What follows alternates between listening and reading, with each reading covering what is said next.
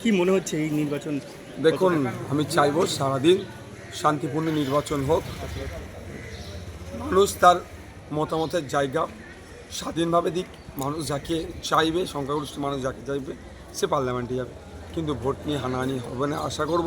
নির্বাচন কমিশন সেটা ইনশিওর করবে প্রতিটা মানুষ যাতে সুষ্ঠুভাবে ভোট দিতে পারে। আমি আসলাম, সুষ্ঠুভাবে ভোট দিলাম, আমার ভোট অবশ্যই খামচিহ্নের পক্ষে গিয়েছে। আপনার কি মনে হচ্ছে যে আইএসএফ একটা বলছে জোট না হয়ে একটা দুর্বল জায়গায় পৌঁছে গেছে, আইএসএফের সেই শক্তি নাকি নেই? আপনি কি মনে সারা রাজ্যে মানুষ বিকল্পের ভাবনাতে এগিয়ে আসছে, আইএসএফের পাশে ছুটে আসছে। যেখানেই যাচ্ছি আমরা সেখানকার মানুষ স্বতঃস্ফূর্তভাবে আইএসএফের ছায়াতলে আসছে। আইএসএফ তার লক্ষ্য উদ্দেশ্য নিয়ে সঠিকভাবে এগিয়ে যাচ্ছে।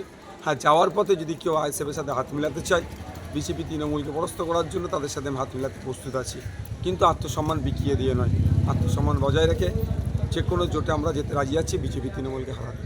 বর্তমানে এই রাজ্যের আপনার ইলেকশন চলছে, এখানে কেউ হাত বাড়ায়নি। আমরা একা আর মতো আমরা লড়াই করে যাচ্ছি বিজেপি তৃণমূলকে কণ্ঠাসা করার জন্য। কর্মী